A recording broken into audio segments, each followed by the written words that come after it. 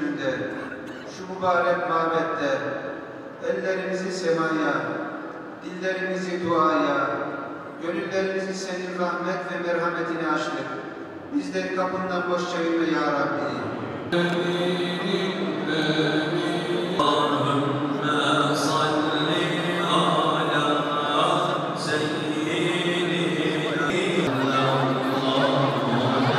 Mübarek olsun.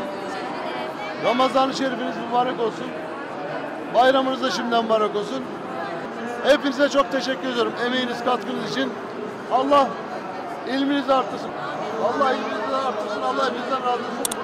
Anne babanıza, ailelerinize bol bol selam. Hayırlı kandiller inşallah.